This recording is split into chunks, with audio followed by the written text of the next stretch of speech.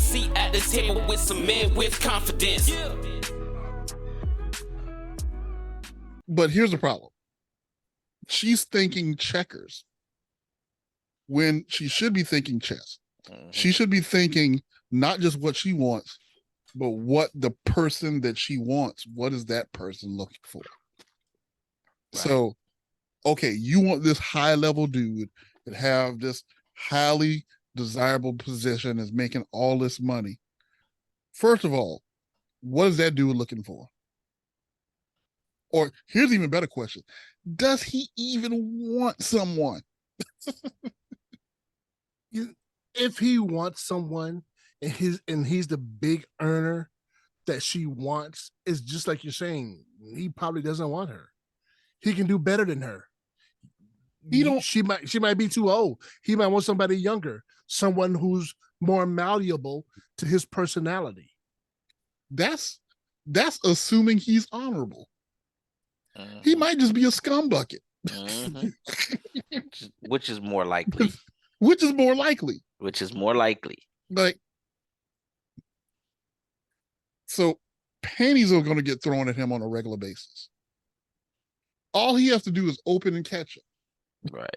He don't even have to go out, and he don't even have to get in his car or do anything. Girls are going to be in his DMs on a regular. They're going to throw themselves at him, and all he has to do is just keep swinging his bat and keep it moving. And I think the thing that's funny to me is that a lot of the successful women don't realize that their male counterparts either are already taken or them suckers are not taken on purpose. It's either deliberate or, I got what you said. Both of them are not available. Both of them are still unavailable. This is true.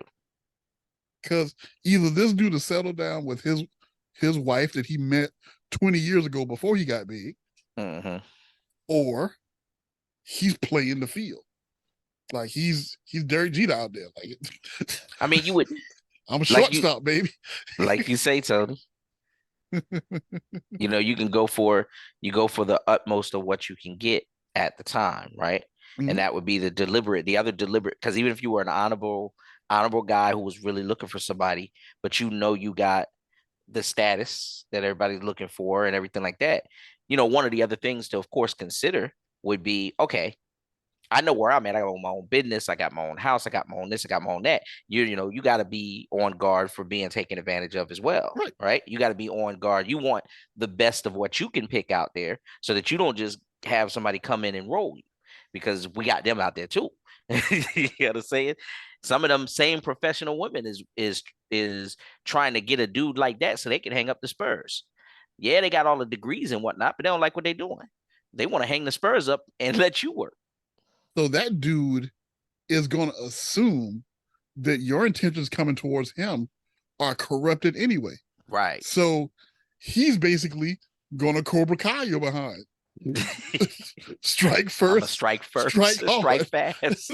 Strike hard. Mercy is for the weak. Oh, man. So you go try and get a relationship, and he go sweep the leg.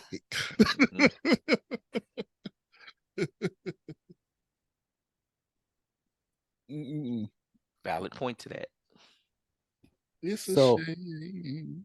So let me play devil's advocate here just a little bit, because now I don't agree with her notion of adequate provisions and adequate protection per se.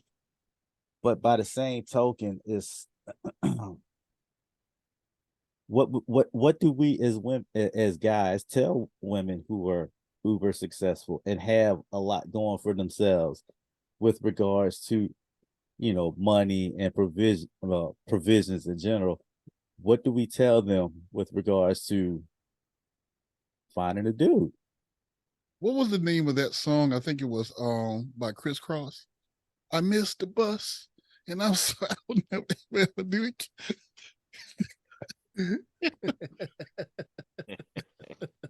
But Boy, you stupid, Tom. You ain't got no sense, man. You stupid, man. in reality, That ain't no sense. the reality is, unless they find a unicorn with a saddle on it, like it can't just be a unicorn, but it has to be a rideable unicorn.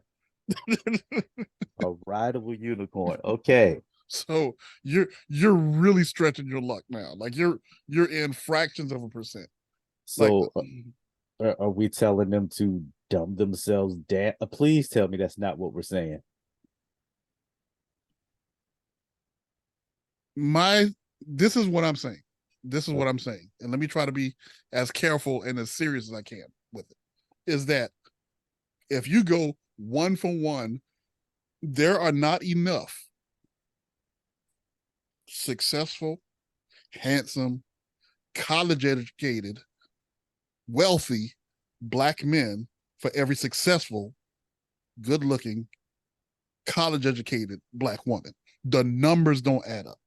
Can you find a dude that's making as much money as you? Yes, but he might not be college educated. He might not be handsome. He might not have a big name. He might be a carpenter. He might be a bus driver. He might be a plumber. I knew that was coming back. He might outshine you financially, and you might have 2 degrees and can't even make half of what he's getting. Exactly. That's my point. You're going to, if you want someone, you're going to have to concede something. Concede. Whoa. What did you say? Concede? Does that translate into dumbing down or settling? You could say that. Oh my goodness. I'm just going to say, you're going to have to knock your expectations way down. All right. You're just going to have to knock it down and deal with it. All right. Because first of all, you might not be 6-figure dude material. I almost said the other word. I'm going to be nice. You might not be that material. You're just going to have to accept that, hey, I can't get that guy. And you're going to have to accept it, because a lot of you right now are looking for a guy and you haven't found him. Have you? Then you wouldn't be listening to us. You've been enjoying your life with your 6-figure dude. And then you can go ahead and make your memes that, oh, well, why are they giving men mics so they can make podcasts? Well, so we can have this discussion. Get him, Rhino. I mean, just it's time to be realistic, man. Stop being your high and unrealistic expectations aren't doing anything but, 1, hurting you, and 2, depriving you of a decent relationship that you could have with a dude of your choosing.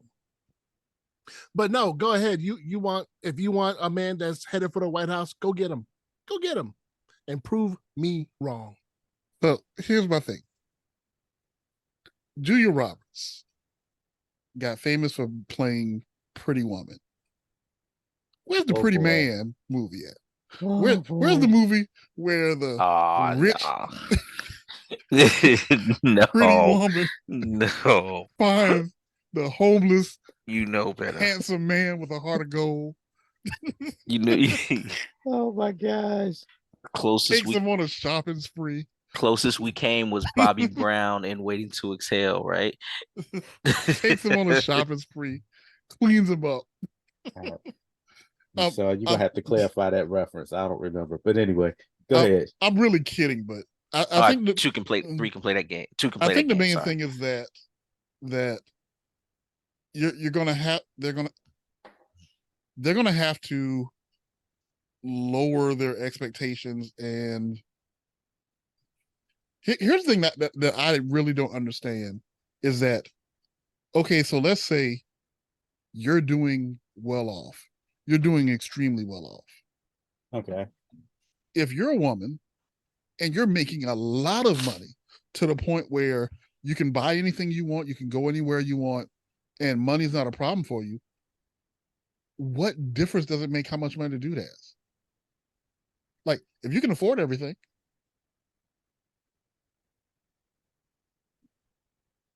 if money is not a problem and you can afford everything, what difference does it make how much money he has?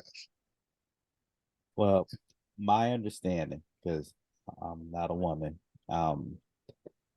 the argument is always, but the man is supposed to provide more for me to be able to continue to live my. If I can do this on my own, what is he adding to me? Right. And that idea kind of makes sense. But at the same time, I also understand the numbers not matching up, right? There's it's not a level playing field. And we could talk about the reasons why at a later time between mass incarcerations and stuff like that. That there's layers to this conversation. But within this realm, I kind of get the argument that it's easy for us as dudes to sit up here and say they got to lower their expectations, right? But then the counter argument is, where are men having to lower their expectations, or what are men having to sacrifice in this regard? So somebody's got to bring that voice to the table. Okay. Allow me to try and respond. So they have to lower their expectations, but is it looking like we don't have to lower our expectations? Does it look that way from the outside? Like we're getting everything we want? It may look that way to them.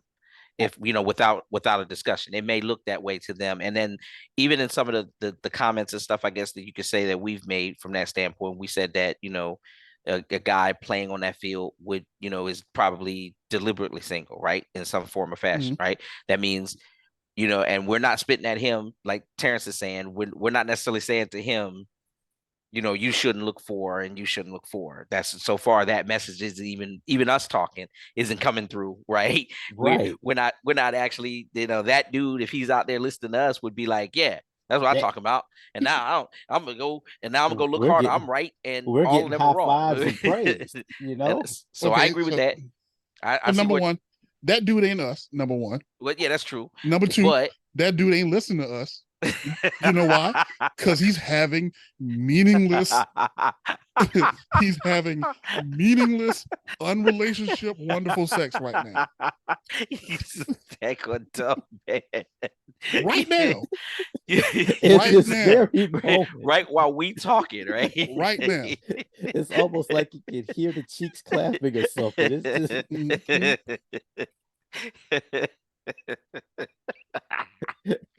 right now. No, but let's hold on. Let me double back.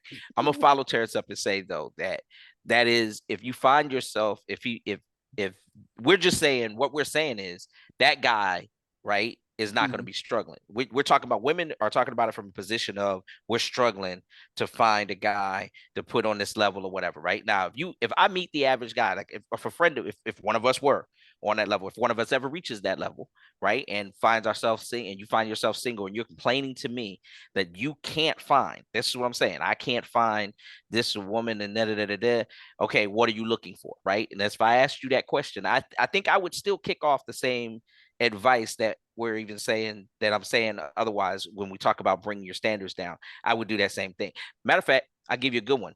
This might relate to Rhino. I've met women of the Christian faith, strong in it, and they want, basically they want men who are aspiring to be pastors. They want to be pastors' wives, or aspiring pastors' wives. That's what they want. And that's all they'll settle for. Every time you talk to them, if you ain't talking about your relationship with Christ, you can forget talking to them. Okay. And they held that standard, and that's where they were. And I guess my point is, you know what I'm saying? It's the same thing. I thought to myself that I wouldn't be good enough for them. It is what it is. And they go, and I'm not telling a person, even them, I'm not telling them how to be. I am saying, when you set any rigid set of rules for any particular thing, even a guy who's saying, my woman has to look like Jennifer Lopez, even if you got the status and the money and everything else to say, then you want her to look like Jennifer Lopez, and then have all these other things and a personality like Whoopi Goldberg. Not gonna happen. You know what I'm saying? I would tell you you're gonna need to adjust one of them just a bit, or you're gonna be by yourself a bit. Demographics. Okay. So let's talk about Christian ladies wanting to be a pastor's wife. So what happens in that situation? Then you have 10 women all want to be, the first lady. Mm-hmm. Bunch of men in the church single. And the pastor got a wife and 9 side chicks. And a 10th wannabe. a 10th understudy. Makes no sense. So when you said, go ahead. But and it's not really about the whole religious thing. What the main point I'm trying to say is that when all the women want that top guy gets all the women, and then the dudes in the middle typically get one or none. It's like the dude at the top, if he has one, he has two. If he has two, he has 4.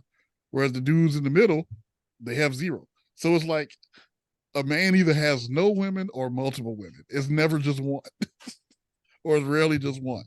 The dudes that have one woman found them early, locked her down, or more, she locked him down, whichever one you want to look at it as, and they build a life together.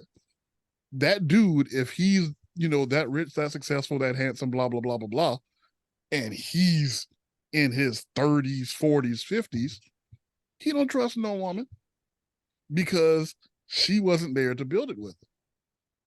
So when a woman comes looking for him, he knows why she's coming. She's trying to jump on the train. And he's not going to give her a permanent seat. He's just going to give her a ride. He's going to take her from St. Louis to Chicago and drop her off. And that's it. That's not, I mean, well, Ronald, what was you saying? I kind of want to hear. I want to hear what Ronald's point was when he was talking about the Christian women, because I'm curious on this. I was just gonna say, you meet these women, and they're telling you this. They may have known that you may not have been a Christian, and was just setting that standard to get you to leave them alone. Oh yes, oh that happens all the time. And I'm saying that because as a Christian, mm-hmm. and as a minister, when I was looking for a wife during that time, I found myself working in Mississippi around a bunch of beautiful Black women. And they were all interested in me until they found out that I was a minister.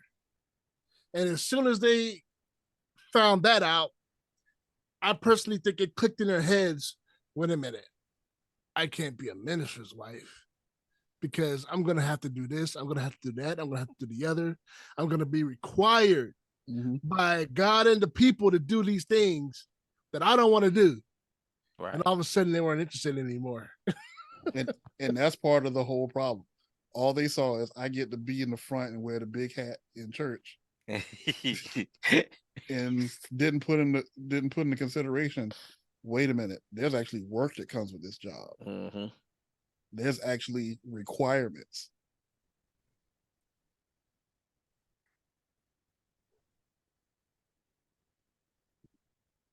I don't know if there's a solution. I don't know if there's I feel like there is a solution, but I don't think no one wants to hear it.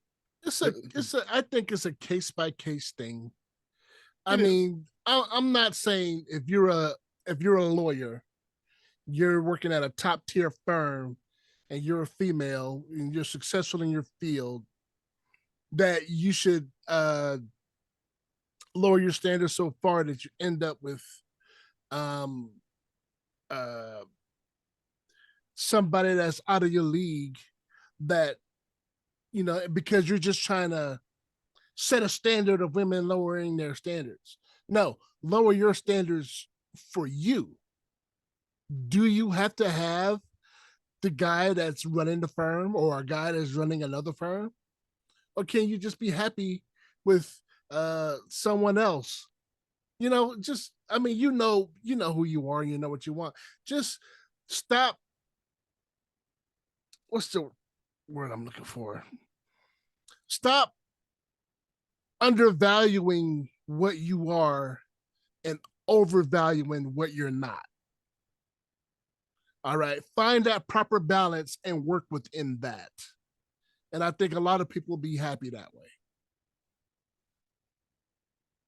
Because I'm definitely not looking for 1996 Tyra Banks anymore. I'm just not gonna find her. That was the pinnacle at one time, Rhino. That was the pinnacle at one time. That was the poster. The poster was in the bedroom. Right, but that's what I'm saying. Well, not in the bedroom. Right. Not posted in the bedroom, but I got you. No, I'm just 1996, I was in the best shape of my life. Right. I'm not now. I got a bum knee. I've gained some weight. So why would 1996 Tyra Banks want me when she could have 1996 me? Right. So and I saw a young lady today. I looked up at her.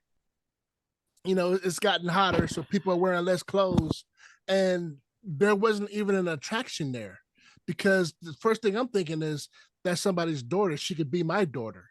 She's probably young enough. She could be my granddaughter.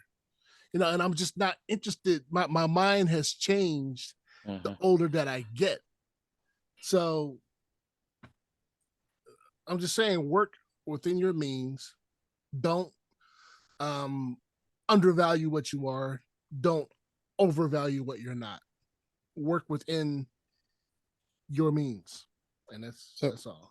I think one of the things that gets me is there's so much focus on money and title. Like money, position, and the status that you have. As if these things don't change with time. You can be the head of Apple today and be unemployed tomorrow. Like you can have a very high status job with a very high status pay today, and it might have been you didn't have that job a year ago, and a year from now you might not have that job again. So here's the thing that scares me. So if you need this guy to have these requirements to get in a relationship with him, what happens the day that he loses one of those attributes? Relationship over? Is he in trouble? Does he need to watch his back? Is the ice cracking? Is the ice melting? And that combined with this, a lot of the guys that don't have the big status, the big job, I feel like women, society, all the above don't value them. Like you might be trying to get with a corporate dude when there's a carpenter over here that can build you a whole house with his hands.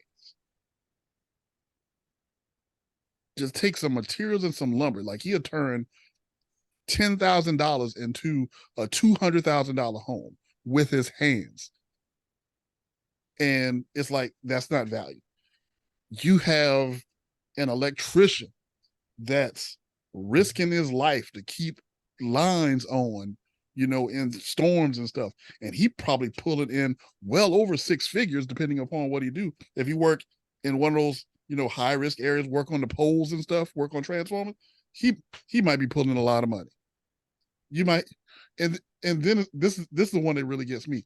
Then you have the people that are civil servants, people that are like teachers and pro bono lawyers who may have the education, who may have the schooling, they may have masters and doctorates, but they chose to work in an area that's making less money and with less clout in order for the betterment of society. And you just look over those people like they're nothing. That's kind of what bothers me about the whole thing. It's like we've lost the value of people, and and it's just all about titles and dollars and not who a person is and what they're trying to do for you and for society. I mean, that's the old saying goes, what is it? Never miss your water until your well runs dry, right? There's a lot of people, even the middle ground man sometimes will, underestimate the value of the trash guy until they ain't there. Till your trash is piling up in your house, you got to figure out what to do with it. You got to take it to the recycling. Now you appreciate your trash guys coming and picking up your doggone trash. Suddenly, same dudes, right? I agree with you, Tone. I've thought this before too, man. And countless times, these same folks with all the money is eventually going to go to somebody who doesn't have it. Like everybody can't be in that position, right? Because Right. you got a bunch of money, you in your $500,000 house, your beautiful, fine wife doesn't look at it and she doesn't say, I want a chandelier here, I wanted one here and one there. You get it. Now you gotta have 3 chandeliers put up. What you gonna do? You ain't gonna put them up yourself. You got money and status. You're gonna make a call.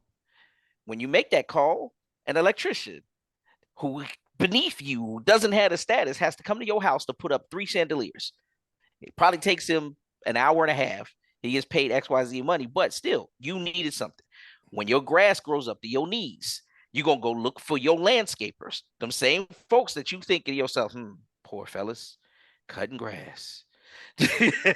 I know they wish they was me. No. It's hot out there. You know what I'm saying? Po them, no education, just out of jail, whatever the case may be, that you had your thought process. But when your grass up to your knees, who you call it? This is who you need. Same dude rolling that 0 turn off of there and cut your grass in 15 minutes. That's what you need. He got that thing rolled out, looking like a golf course. So The thing that I don't, so I'll drop off.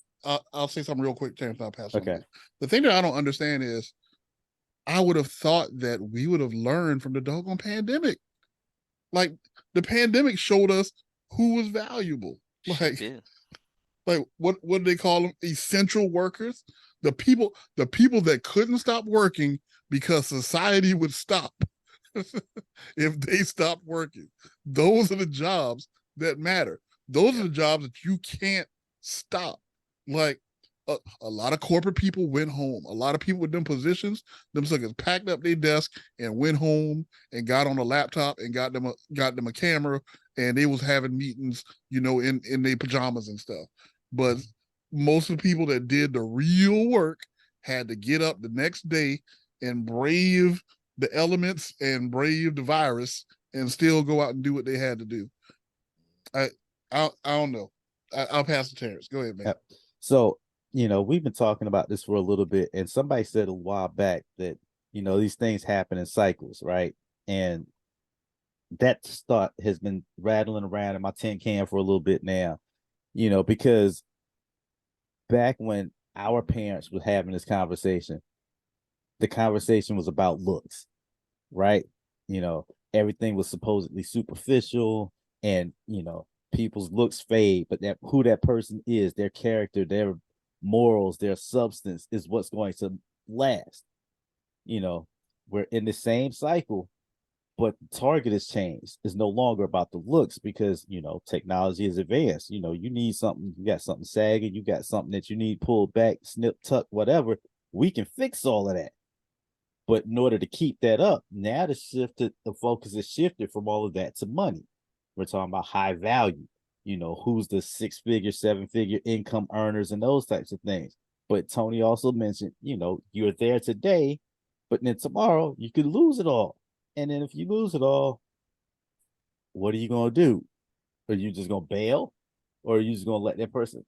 So ultimately, it is on a case-by-case basis. And these things are, I don't want to say they work in a cycle specifically, but it is unique to each individual. I think individually, the best advice to give is find somebody who meshes with your brand of crazy.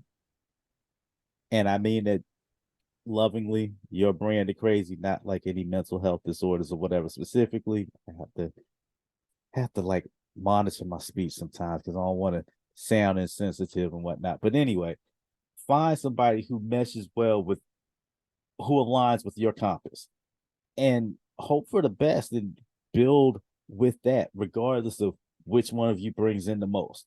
Because if it meshes well, sure, she may bring in the most, but he may be the better homemaker. He might be the one who actually likes to cook and do things like, because there are people, who earn a high income but can't cook to save their life. They're gonna come home to that home cooked meal. Having a partner who provides that would be something that they would greatly value. So, and cooking is a small kind of mediocre example, but the point is when you find somebody that you mesh with, somebody that works well and aligns with your compass, the other details will tend to work out. But that's if you make this off of what works for you, not trying to chase and fit into the same mold that everybody else is trying to fit into. Because that's how you end up with, one person at the top with a wife and 9 other side chicks. That's what I was gonna add. Stop following these TikTok trends. Oh my gosh. Stop calling people thirsty just because everybody else on TikTok is calling For people thirsty. real. For real. Stop assuming that all men are the same way and all women are the same way just because you heard on some podcasts, and I know we're saying this on the podcast, but just because you heard on some podcast that some other podcast. Yeah, some other podcasts. Stop following all these trends because all these people do is really ruin your perception of things. And you might have an example of something like that happening in your life, and you'll think, yeah, all women want is my money. And that's not the case at all, because you haven't had the opportunity to date all women to know that.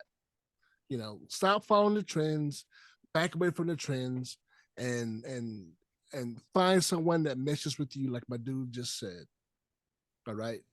And if it turns out that one wants your money too, then either move on to somebody else or understand that, hey, if I'm going to have a relationship with somebody, there's going to be a modicum of money involved. All right. That's a great point, Rhino. Like that. I like that because I was thinking that. And you find yourself attracting the same type of people over and over, you might want to consider looking somewhere else or, switching things up a little bit. Because once is an accident, 2 is a fluke, 3 is a pattern. And at that point, you might want to start, what can I do differently? I use a soup analogy for that all the time. If you keep tasting chicken soup and saying, dang, I hate this chicken soup, I'm trying to make something else. I need to make more than chicken soup. You can't keep putting in the ingredients for chicken soup: celery, egg noodles, chicken broth, heating it up, tasting it. Damn, still tastes like chicken soup. I don't want chicken soup. I want beef soup. You're going to have to change the ingredients. At least get you some beef broth. That's a start, at least, right? At least start there. One of the things I think is that we have to decide what we want in a relationship. If you just want superficial stuff, go after the superficial stuff. Just realize that the other person might be superficial too. So don't be surprised when you receive superficial results. Also, be honest and open with that from that standpoint, right from the start, right? And then expect to wait a while, right? Now, I know I've said this kind of off mic before, but it feels like we're in the Wild West as far as relationships and stuff. Like there are no rules right now. Like basically, women are free, or they have the ability to do what we have been doing. Well, without oppression, what the average man has been able to do for a good part of history. So now they're trying to find how do they fit in 2023? Like how do they fit in and maneuver in this new time? The problem with that is that Uncle Ben, with great power, comes great responsibility. Yay, you can work. That means you can pay bills. Yay, you can achieve success. That means you can hold on more responsibility. And what's happening is, and it may not be in my generation or the next generation, but kids now are growing up and they are looking at men and women like they're like, we're not different. We're going into this as pure equals.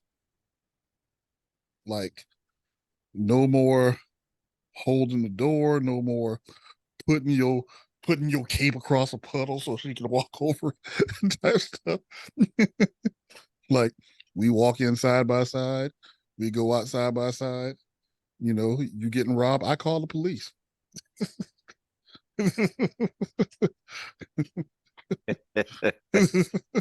No need for we, both of us to get hemmed up. we file a report. Like, it sure wasn't nice what that dude did to you. But that's the way it's going right now. That's I'm not saying that that's right or wrong. I'm just saying that's what it is. That's the way it's going.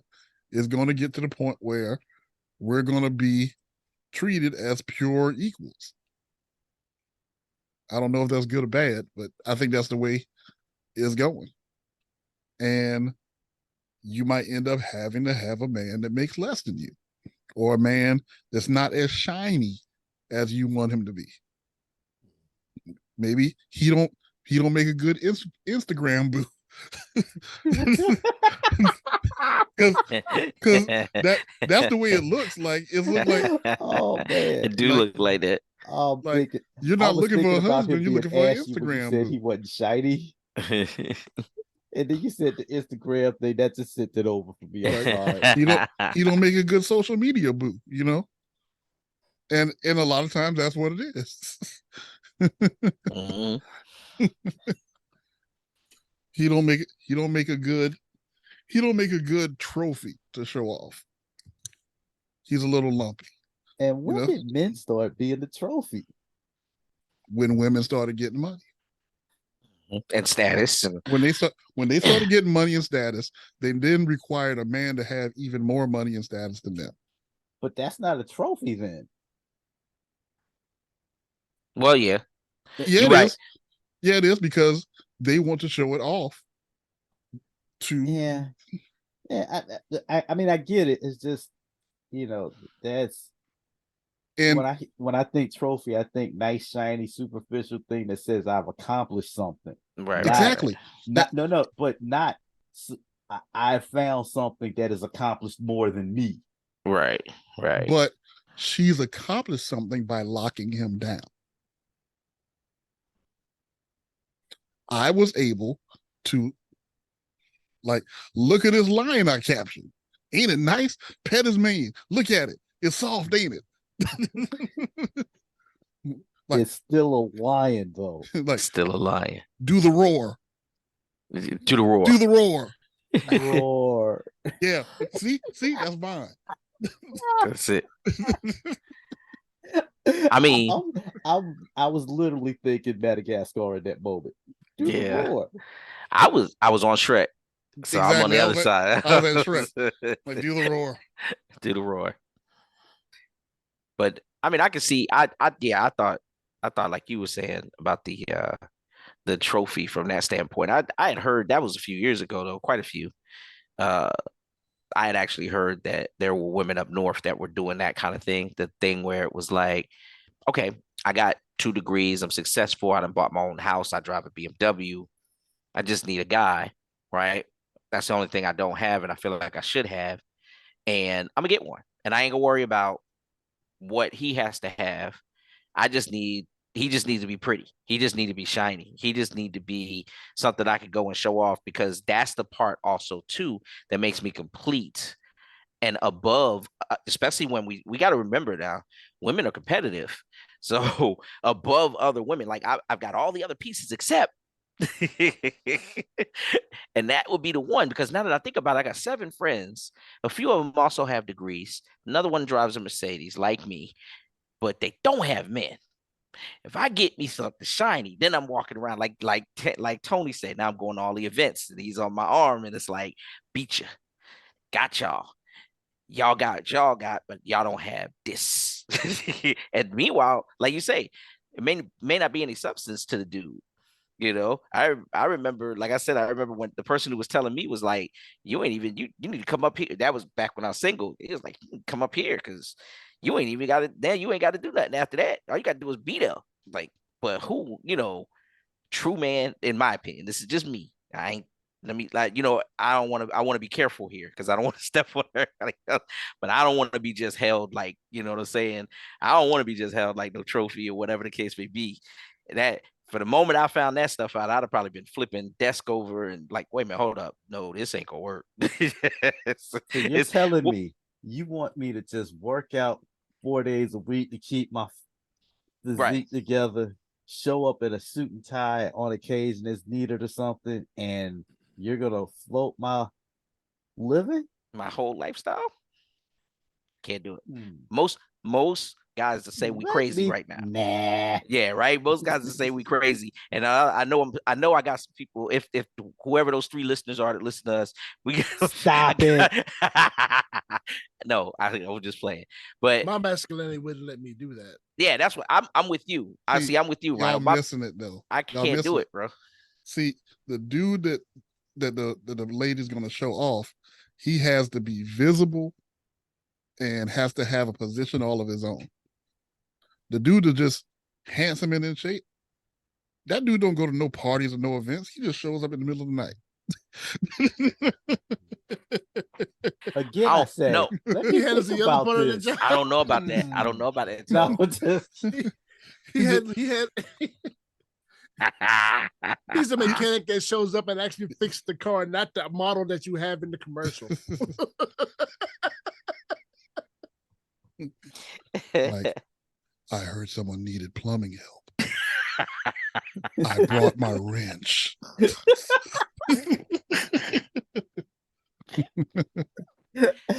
I heard y'all were looking for me.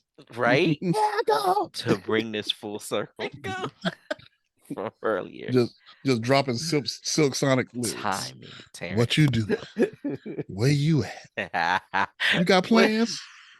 Don't say that. that. I'm sipping wine in a row. Sip. Lemonade. I look too good to be alone. You know what, girl? Yes, sir. Oh man. I don't know what you're doing, but I'm gonna leave the door open.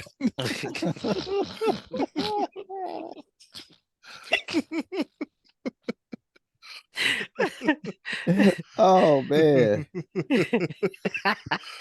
Never would have thought Silk Sonic and Mystical would have been in the same Would have been in the reference line, same thing, but right? they both work. That's the remix. That's the remix right there. Me and DJ to spin it together. That's the remix. I'm gonna leave the door open. Here I go. Here I go. Sean, I do know a woman that she's married, so good on her. She has a husband. They had a a kid. I don't know, maybe they have 2 kids right now, but she has 2 degrees, 2 of them, and she was working within her degree program, and her husband was out earning her. Like he was making almost twice what she was making, and at the time she was making like $26 an hour. It happens. It does. I mean, at the end of the day, men just earn more money than women, and that's for whatever reason. You can look at all the statistics that are involved with that. Men or do jobs that are physically demanding, or jobs that women aren't willing to do, or women go into fields that, more women go into child caring fields than do men. Teachers, kindergarten teachers, et cetera, et cetera. It just is what it is. So let's turn the wheel a little bit, because that's an interesting point. Is college worth it? Depends on what you want to do. And if they Okay, don't- elaborate. Yes. Um, it depends on what you want to do. I say that because I'm thinking about, little people in my home, right? I have one who is already about to graduate, and for the most part, I think college is essential to get into her line of work, you know. And the scary part is having a master's is almost like a requirement to be legitimately credible in that field. Now, I have another who may never set foot on a campus outside of the ones that we visited via touring because her talents are more creative and she has the capability to create and earn quite well for herself based off of her creativity. So she writes. I want to make sure I clarify that when I'm talking, but her writing talent could land her in position to be able to create and earn quite well and not necessarily have to go to school for it. You know, um,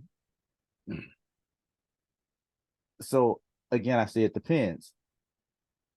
And I'm thinking about something like I'm looking at my friend here who cuts hair, right? Now, as a skill, you can earn quite well doing that just on your own freelance. Don't necessarily have to go to college for that. However, if he went to, barber school or whatever, and just had that extra little something, that could be the difference between just being a local barber in the community and potentially being someone's personal stylist. So there's a benefit to it, but even that's still not college. So it depends on what you're doing. That's my long-winded answer. You want to go next, Ron, or you want me to? You can go.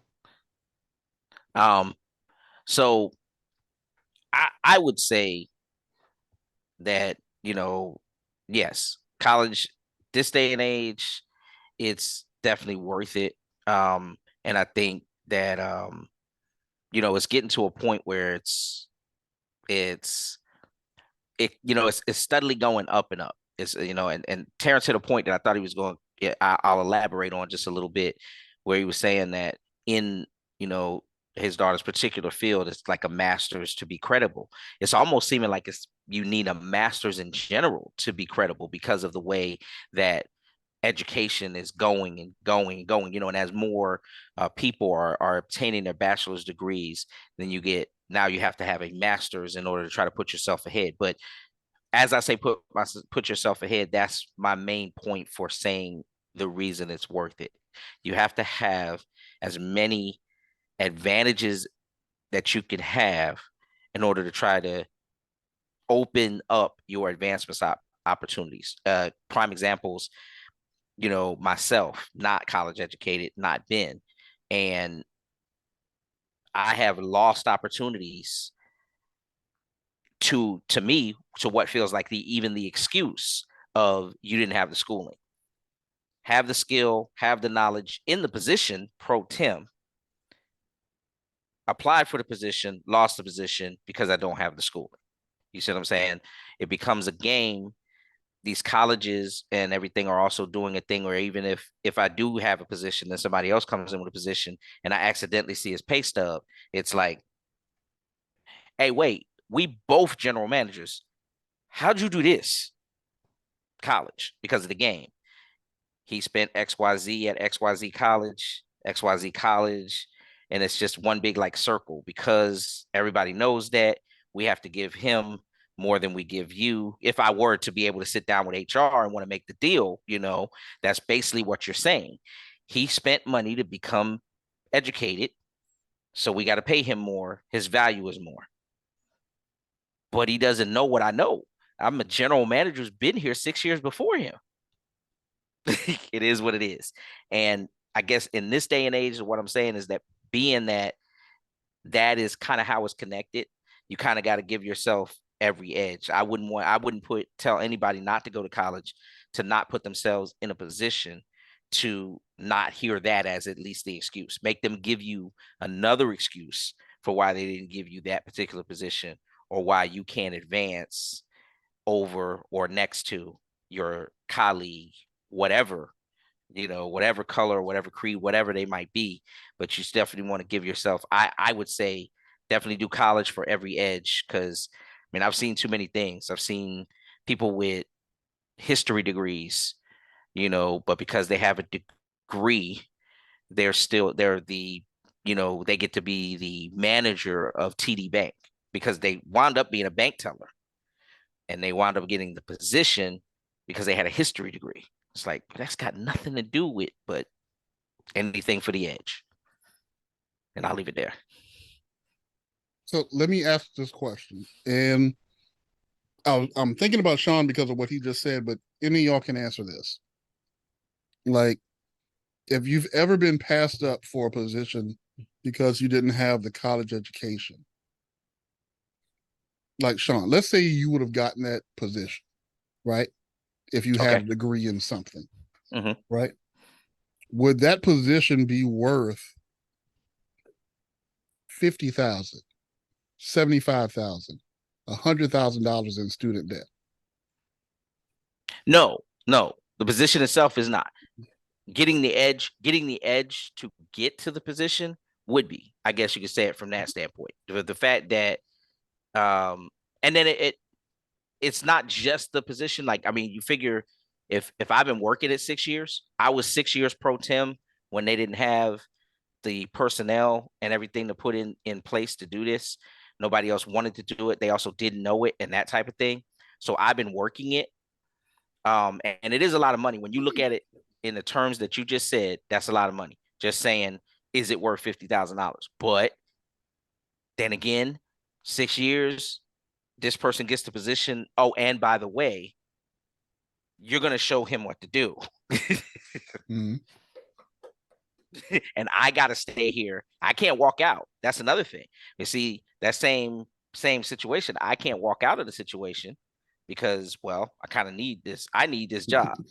Meanwhile, the person I just trained stays there for a year and a half and then moves up to a different position at a different plant somewhere else because he's college educated. Maybe I'll get the job now. Maybe not. So probably not, because some other college educated person will come in and the cycle will repeat itself, which sucks. In that case, $50,000 might be it's an exorbitant amount of money. To tag that amount of money is not worth it. But unfortunately, we're not setting the money, right? We're not setting the tuition. I might say, even houses and things, there's a lot of things we buy nowadays. Heck, go to McDonald's. That Big Mac combo isn't worth that. Not on a monetary value. If you would ask me, how much should this Big Mac, when you tasted this combo, was it worth $10.79? No, it was not. No. But if I wanted the privilege to, just to eat there and go at McDonald's, they've set the price. It is what it is. So it's not about the money, the monetary value, but it is about the value of it overall for me. So let me ask this, because maybe I just see this a lot in my life, and maybe you guys see different. But I see a lot of people with degrees and working in fields that their degrees are not in.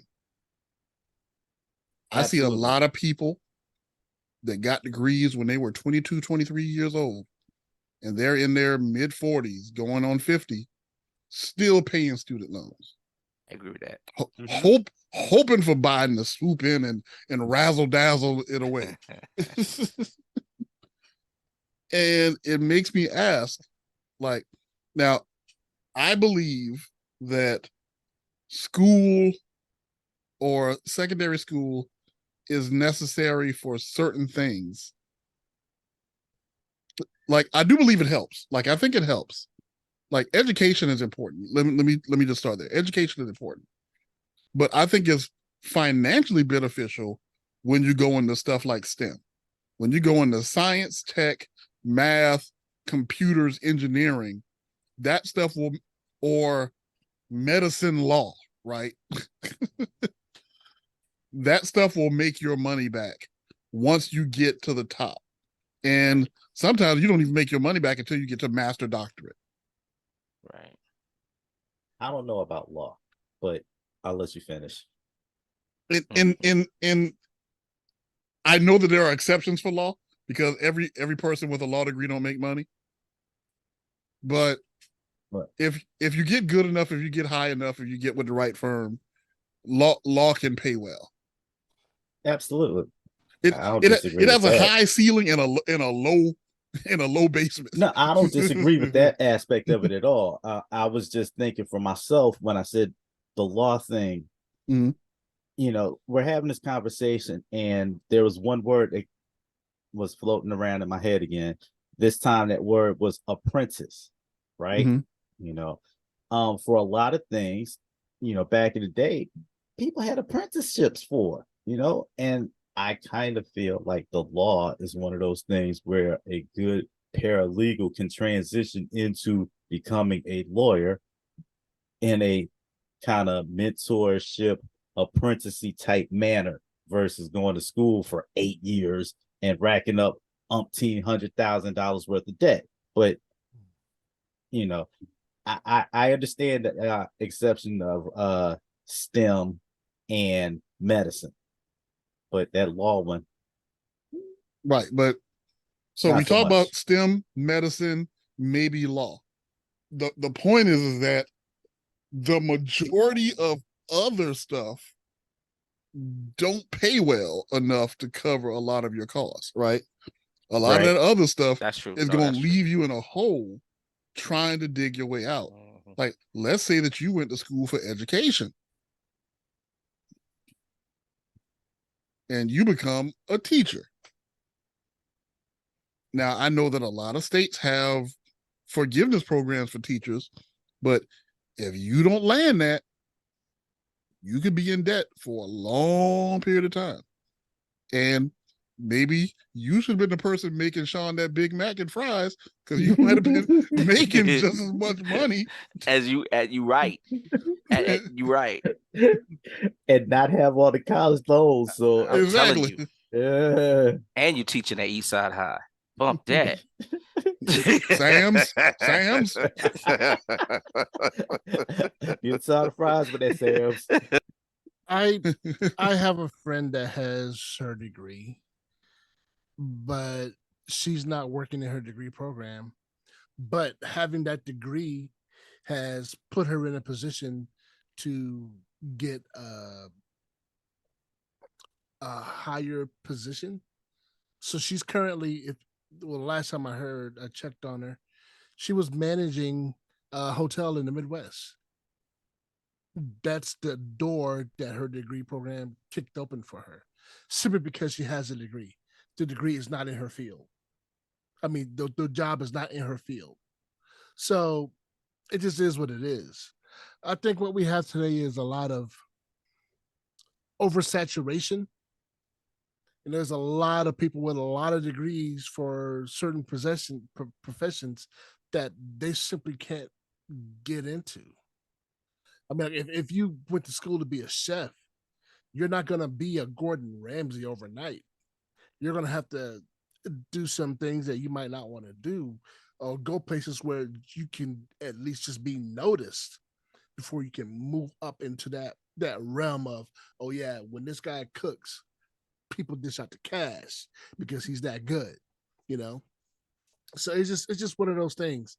I used to let the um must have a bachelor's or whatever on application on job offers scare me sometimes from even applying because I know I don't have that.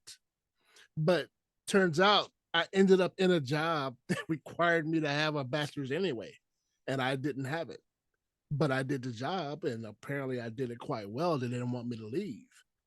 But um, uh, the people who write these job requirements they're sitting in the office. They're office workers. This is what it needs to be in it, and they send it out.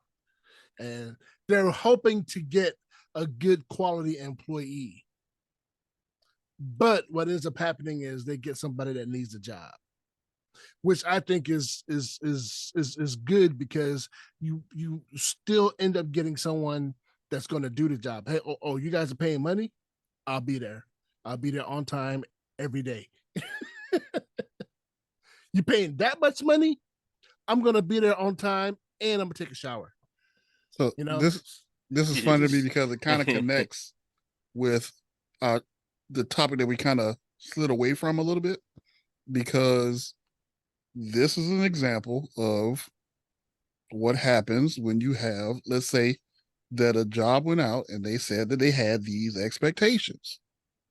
Then the people that apply for them may be perfectly capable of doing the job, but don't have those expectations on paper. What do? Do you turn away this qualified, this capable applicant, or do you say, no person that can do the job, you go back home because you don't have a degree. I'm going to wait for somebody with papers. What do you do? Do you compromise? Do you settle? Do you make a business decision and go with the person that can do the job? Now that's just me touching on that a little bit. One of the things I do feel is that, like Rhino said, was when you see a position that requires bachelor's degree or requires degree, it makes you not apply for it. And you end up weeding yourself out before you don't even put your name in the hat. And you'll sit there and you'll be mad, like, man, I'm not getting any opportunities. You didn't even go for it. Right. Like, man, that person got that job. Did you apply? Well, no, because they said they needed this. Well, you never know if you don't go for it. Right. But see, you have to see what happens with me. And this is just me personally, from my personal experience. I will say what happens with me is I'll fast forward in my mind and I start thinking. You have to, because for me, it's a mindset.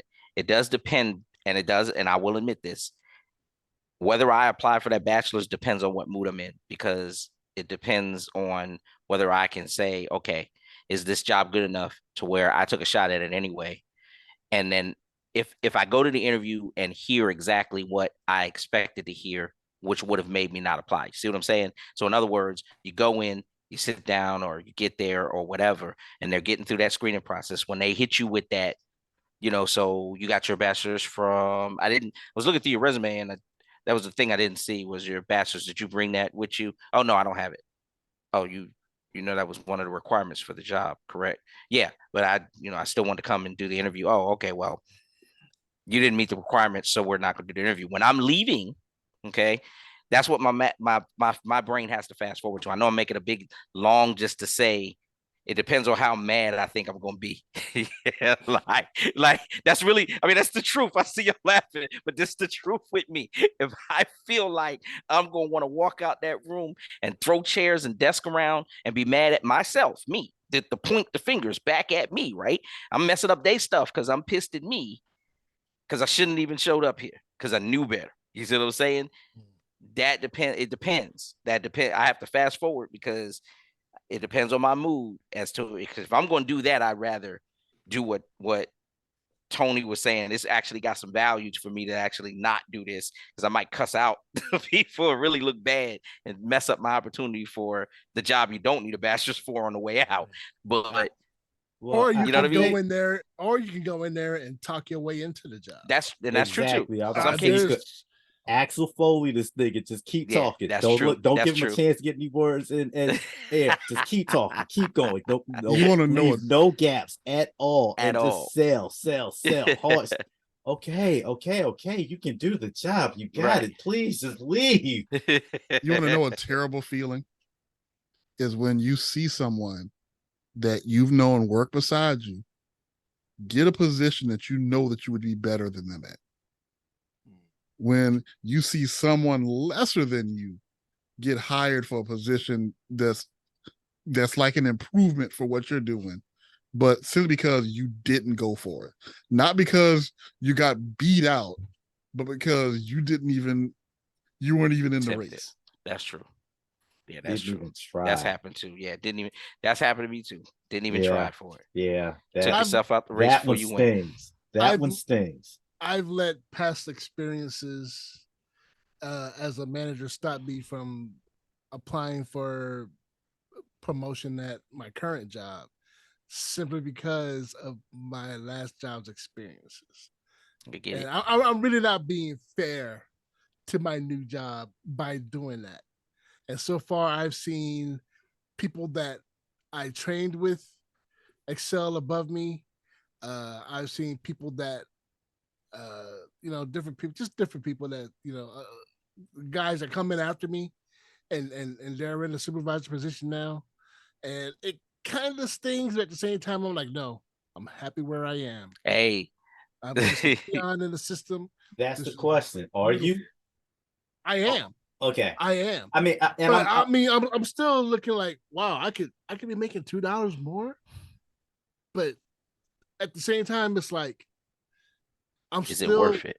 I'm making $6 above what I was making 2 years ago. And they weren't willing to give me an extra 50 cents. So I keep looking at that thinking I'm good. the question Sean asked was important though. Is it worth it? Is that $2 more in doing what these people who have moved up are doing? Is it worth it?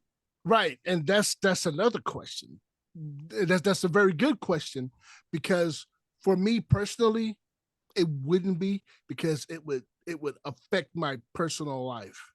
And I'm not willing to do that. And I get that.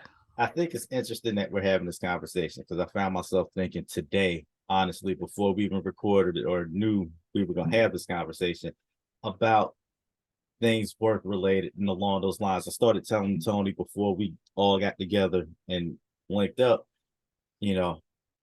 I find myself posed with that question again of getting back into that mind shape. It's like I'm contemplating getting back up to my fighting weight, so to speak, to get back into the work game and have that motivation and that aspiration to, be the guy who comes into work and is chipper and speaks to people and asks how their weekend was doing, and all with the ambition and energy to want to move up and be that go-getter to try and grab that brass ring. But then I thought about something, and I'm telling on myself here a little bit by saying this, but I've spent the last at least 30 years of my life working.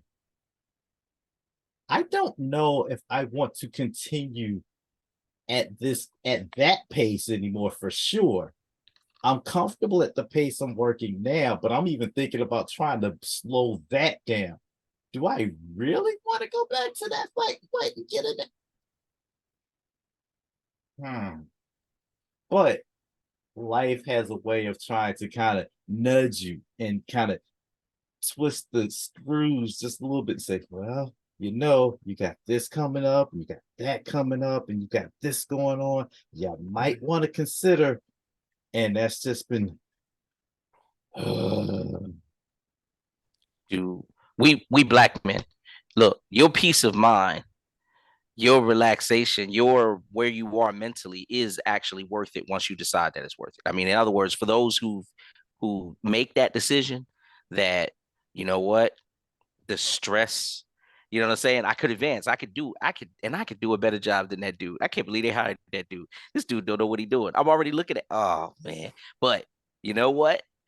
The stress, like you say, if you ever been through it, if you feel like it before you do it, that our mental states, and this is something, we've talked about having that conversation as well, right? Our mental health is worth it. That's what I'm going to say right now. From that standpoint, we need to talk about it more, especially as black men, high blood pressure, prone to high blood pressure, prone to early stuff or whatever. So a peace of mind and a relaxed state on the job that you're doing is well worth it, even if you ain't making, $2 to $3 to $4 more. You know what I'm saying? I've personally worked with people, same thing. They've taken it up a notch. In my particular job and in the field, we have a couple of different branches, a couple of different ways you can go. Let's think of this way as a corporate way, right?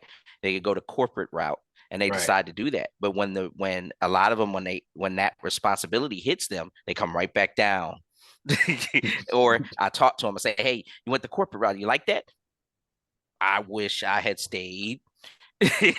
Well, why? Are you making more money now? You got more benefits, this and that and a third, and it's posh. Hey man, I give all that back up to come back down there and just have it where I'm just talking with y'all and we're just doing what we told, man. Nah, man, I'm making more, but I'm salaried.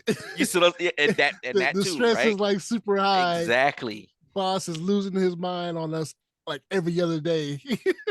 And you forget that, you be doing, now there's no such thing as overtime for you, like on a salary type basis. One of our HR ladies quit. She took some time off and she never came back. She is still on vacation. That's how stressful being in corporate America can be. Yes. And if you don't got the backbone, I don't even want to say backbone. Mental fortitude. If you don't have the mental fortitude to deal with that kind of stress, then you might not make it. I remember being stressed out, but it was a familiar stress. And I'm like, I felt like this before. Why do I feel like this? What have I felt like this? And I realized it was every day while I was in the United States Marine Corps. And here I am in the civilian world feeling this stress. Oh, heck no. Absolutely not. Oh, yeah, you ain't want to do that. I can imagine that. Look, Marine to Marine. Oh, no, sir. I couldn't imagine walking through civilian life with it. Dude, I tell you what, I got real belligerent, and I'm getting off topic, but I got real belligerent, and I had to dial it back because that's not in my character. But my boss came up to me, and he was like, "Who do you think you are to email so and so?" And in my mind, I'm like, she puts on her pants the same way that I do. What do you mean? Who do I think I am? I thought that, but I didn't say it because I'm trying to keep the job. But oh my goodness, dude, you're poking a bear right now. You realize? Man, that sounds like that scene from the Incredibles. Let him get away. He got away. He just snaps on that little dude. Dang, how come I don't remember this scene? Well, luckily hopefully we don't share him.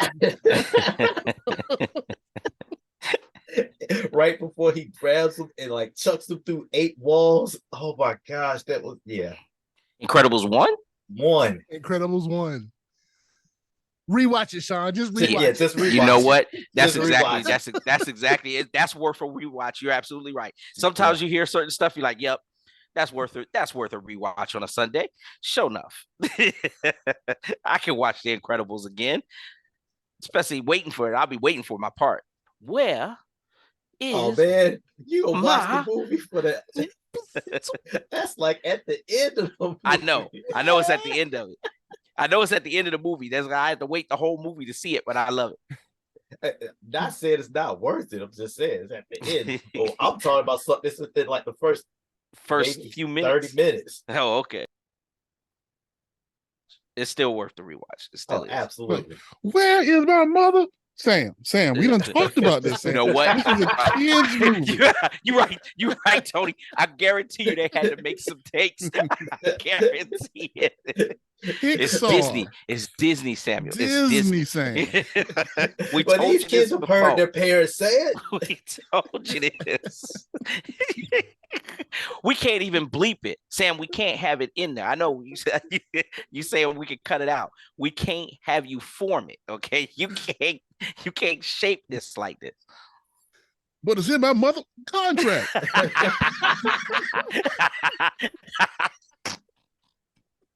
It is in his contract. He says he's able to say mother. I mean, he's he's once in every movie. He's got that word insured. How much can we pay you to not say it? Not say it. A whole lot of money.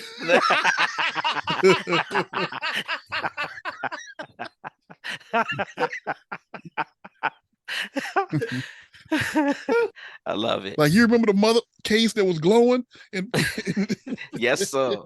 That mother much. Yes, sir. Reach in there and get my wallet. Which one is it? This the one that say fat on it. Oh man, we are so off the rails. I swear. Hey, listen. Okay, this is how you bring it down right here. Oh, this is how you fade We're it gonna out. bring it back. We're gonna bring it back. Yes, sir.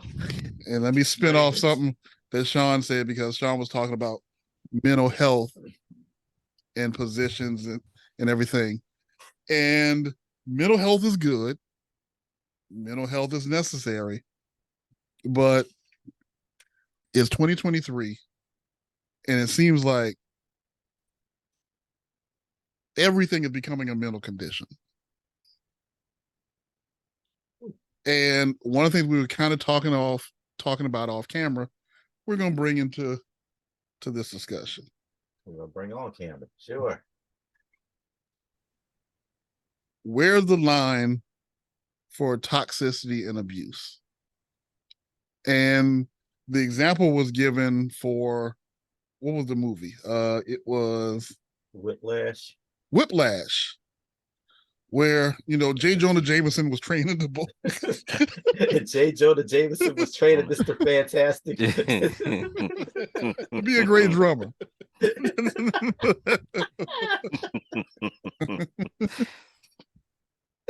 Oh, and he said, God. Parker, I need you to hit them cymbals.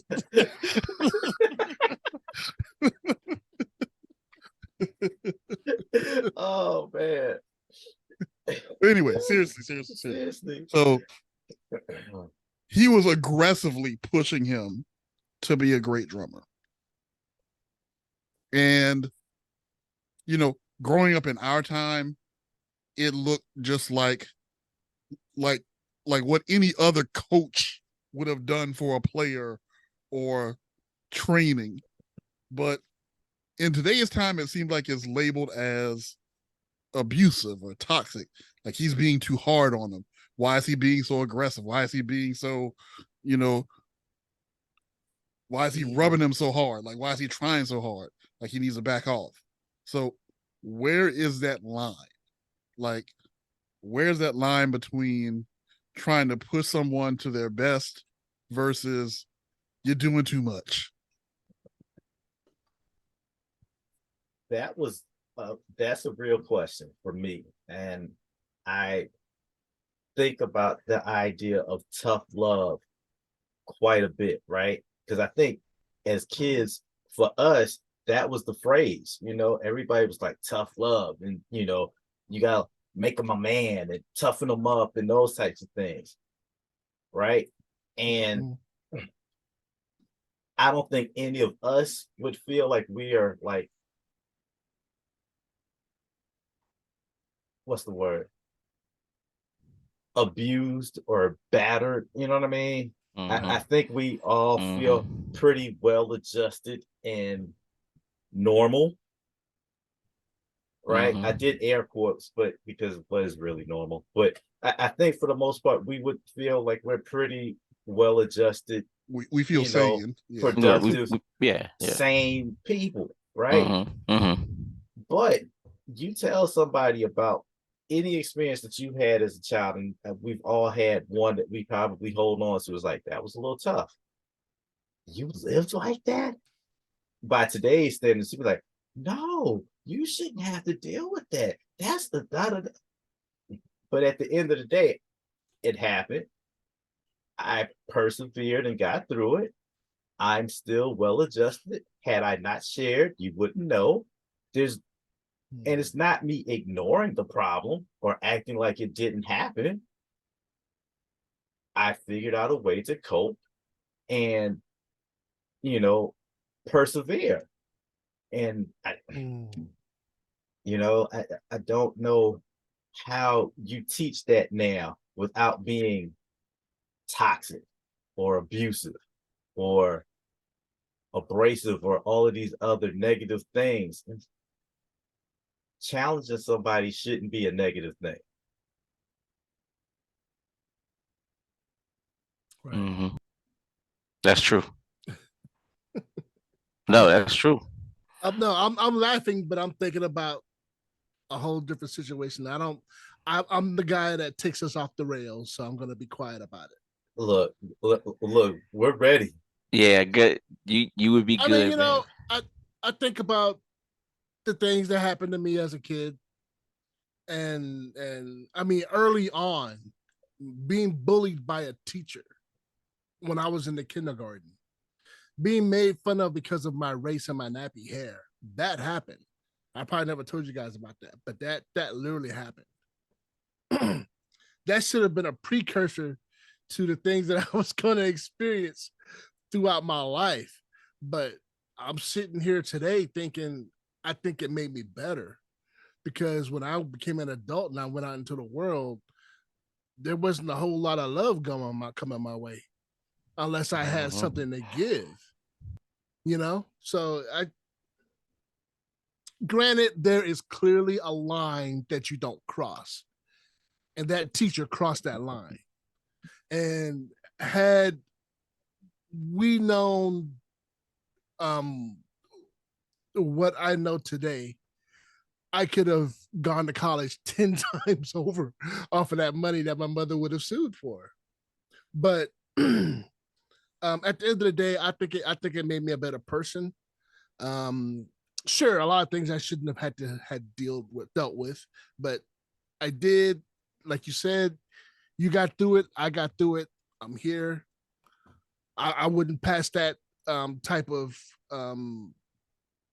stress or abuse onto somebody else, for sure. That was what I needed to get me through. People today might need something else. It just is what it is. And if I'm not the person that's going to administer that, then I'm not going to administer it. Understood. So, all right. So to bring it back, Tony asked where the line between toxicity, right, and abuse was, right? So I was sitting here and I was thinking about, I was listening to you guys' responses, and I feel like there's one word that's in common when you guys were talking about our past experiences. My mind immediately went back to the past experiences as well.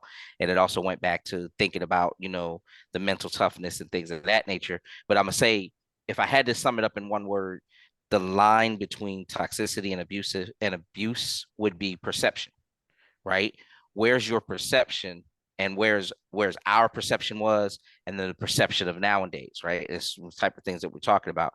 It's I think, you might could say that the line gets crossed when when I guess the person on the receiving end really, thinks that, oh, okay, this is excessive and things like that. And that's why we bring about our experiences, because what we thought was excessive, right, is different than what they think is excessive today, right? What our parents, thought of as excessive. And we understood each dynamic too, right? My grandparents, or I'll say my parents telling me about my grandparents' reaction to me can even see somewhat, the way my grandparents were. It was like, I believed the stories. When my dad told me he got hit with whatever was close, I believed that story. It's not like I thought that, dad made it up, or it didn't stick in my mind. I knew that the way he felt about it, my dad came out okay, even though he had cut up and my grandma had grabbed that broom and had hit him. And he woke up 3 hours later and took his butt to sleep. I mean, I know this. You know what I'm saying? Now, I'm not saying that's a real story. I'm saying that hearing that story, right, when I was younger and believing that story led me to know that, okay, what's going on here ain't that. I believe that story. You know what I'm saying? This isn't that.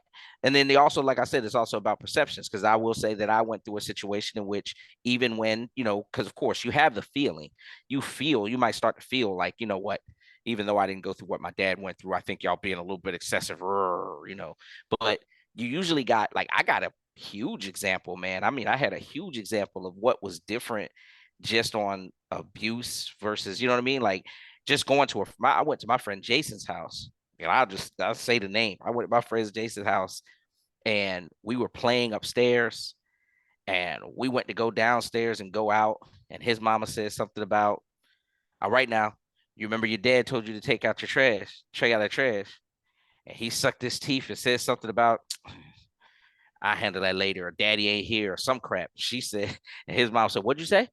And he said, man, he repeated it like, should I get that later or some shit? You know what I mean? And his mom said, come here. And she had him go back to the door, and he rolled his eyes and dropped his arms like, man, you know what I mean? I'm saying something. Before he could finish talking, his mom pulled arms up, fist ball, connected with his jaw. He connected with the wall and slid down. I was on the second step behind him. I seen that my eyes must have doubled about 3 sizes. I jumped over him and ran home. In my mind, as I'm running, I'm thinking that's the difference between abuse and toxicity right there. my parents don't do that. I've never seen that. That's scary. I got a different perception. You know what I'm saying? So it was, to me, that whole thing is just perception. I hate that this generation, I do feel that they ignore the stories that their parents have told them, that our generation tells them. And overall, they get into a mode where they're quick to go to abusive, really, really quick to say that that's excessive, you shouldn't have did, and this and this and that, or whatever. I think, like I said, going back to perception, I don't know that, some of the things that I got hit with, even from that standpoint, I don't know that I could say that might not have been excessively wrong. It was kind of mentally tough to go out there and pick my own switch. I mean, there's a mental factor to that, man. you want me to pick my own weapon of destruction? I have to take this long walk. I have to break off. I'm literally picking my poison. I'm literally, and you told, I had extra instructions. Don't bring no little switch back here, or you go get it worse. I want to pick the little switch. Testing switches. No, that's too thin right there. That's gonna sting. You know what? There's a line on both sides of this thing. This is what I'm saying. This is what I'm saying. Right? I'm like, I understand. Some people you can be like, hey, don't do that, and they get it. But other people need that right hook, you know. Otherwise, they won't get it. Oh, okay, I understand now. You don't want me to do that. I like that, Otto. You're right. I was thinking that hook might have saved his life. Yeah, it probably. I moved from Jersey. This was Jersey. I moved from Jersey, so I didn't, know how. I didn't grow up with him to know how he turned out. But you're absolutely right that he might have remembered that hook like I remembered it, and never did. That boy might have came out valedictorian, summa cum laude. What y'all gonna do? That sound like trouble. Count me out. My mama got a strong right hook, son. You can count me out of that. That's a negative. Moms don't play. Moms Sorry, don't be playing no games. I'll let y'all later. Like every time somebody try to get him to do something wrong, he just start holding his jaw. Hey man, you want to come? Just no, man. I think I think I got to pass, dog. Why you rubbing your jaw like that, huh? Am I rubbing my jaw? I don't know, man. My jaw started hurting all of a sudden. I can't man, go. let me think about it. I'm just thinking about Yeah. I'm gone. I ain't gone. Nah. Now, I had told Craig and them. it. But that's my answer. I'll close it out with that. It's the perceptions nowadays are a little bit different. But even in the specific situation, unfortunately, I think like if you're trying to teach somebody, like I'm just trying to teach you how to play the piano, but I'm doing it like my grandfather would have done it. You know what I'm saying? Mm, the the person, my students, my pupils' perception is really what draws the line, unfortunately.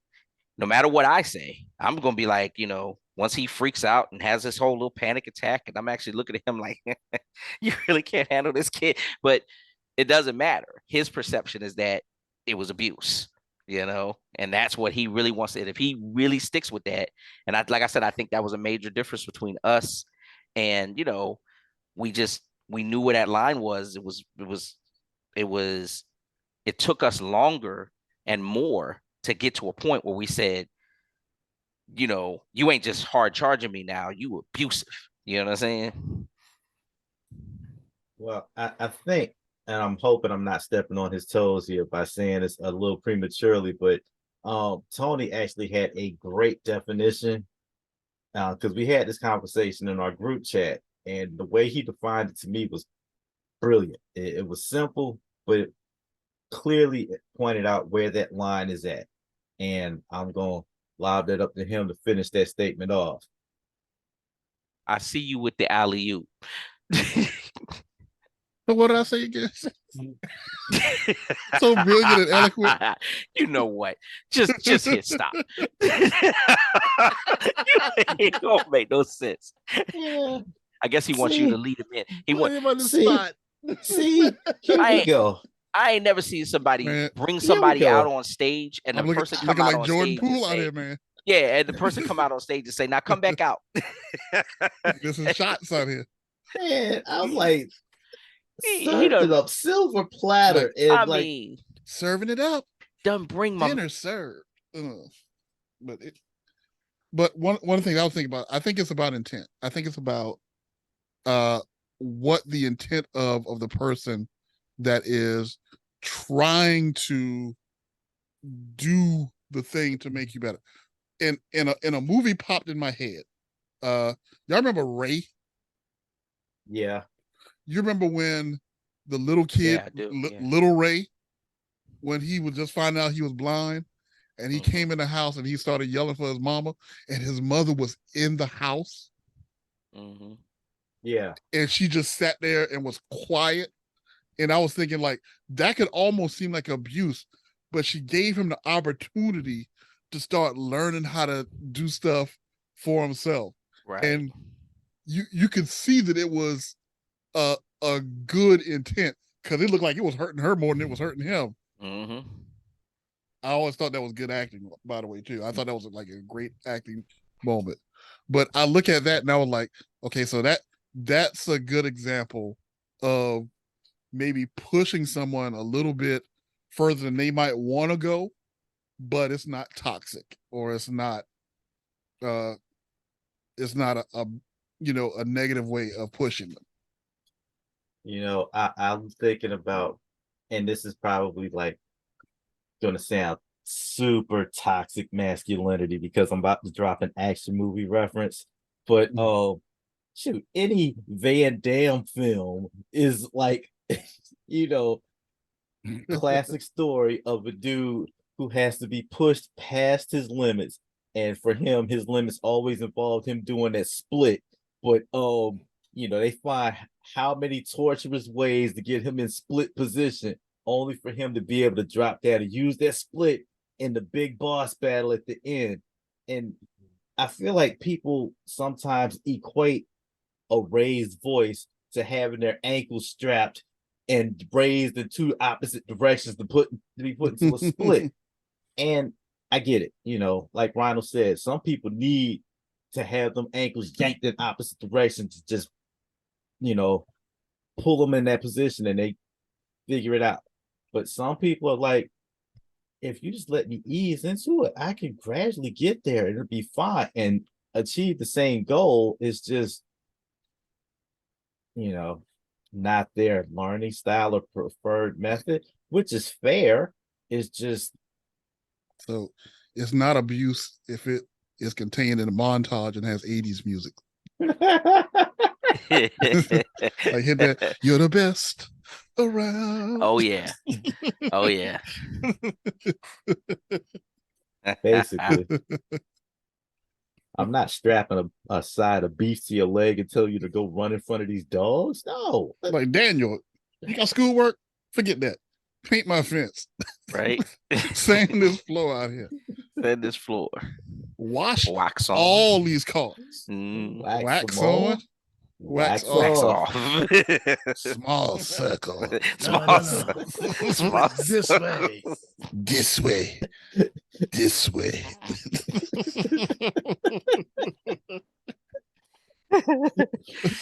Oh man. Paint the fence. Bend wrist. Long stroke. Up. Down. Up. Down.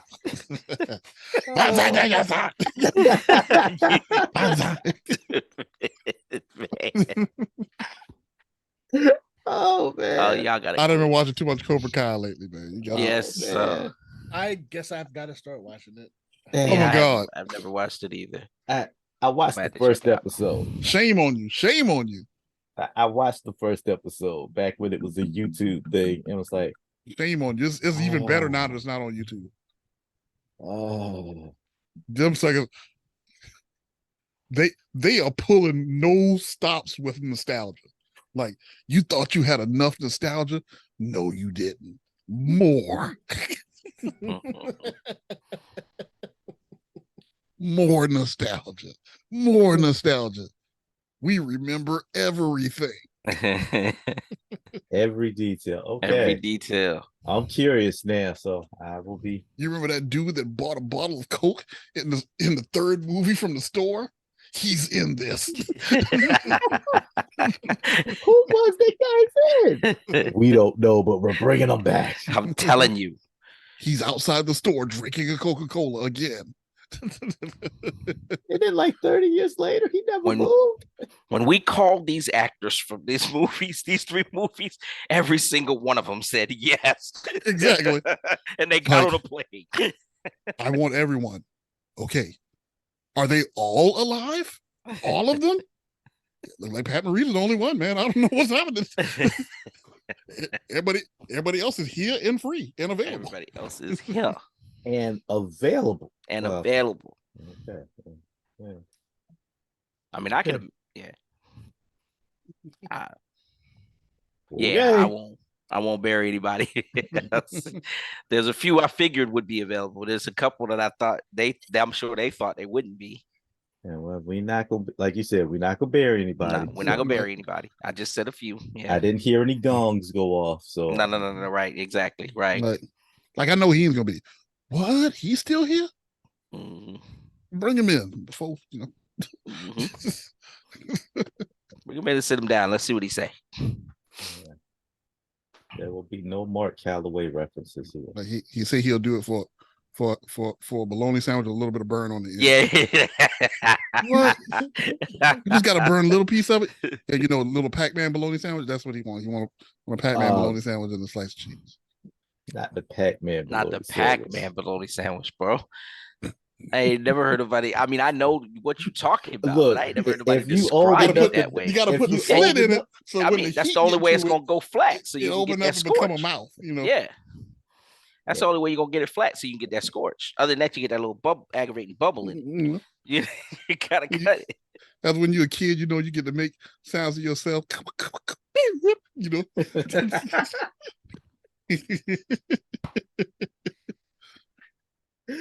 Oh man. Oh, she got that Voyager loud. Too funny. But hey, I think we've had a great deal of fun this evening. Absolutely. Definitely And had some fun, for sure. anybody got anything else they want to add? Congratulations to Missy Elliott for being inducted into the Rock and Roll Hall of Fame. You did good, my girl. Okay. That actually sparked a little conversation we might have to do once we wrap this up here. But yeah, What's that? definitely congratulations out to Missy, because that's history making. So I feel the win. Yeah. 5, Rock 6, and 7, Roll 8, Hall 9, of 10. Fame. Thank you, man. yep, yes indeed. Yes indeed. That was if that's it. I'm gonna pass to Terrence for the closing. What's the closing? He's No. messing with you. He's messing Time with to you. Cold red. Cold red. He couldn't let it go. No way. Get them chains off the door. Thank you. Cold red. Cold red. Okay. So after the code red, I just want to say thank y'all for listening. Like, share, subscribe. God bless you. Good night. Peace. Good night, Peace. everybody. Bye, everybody.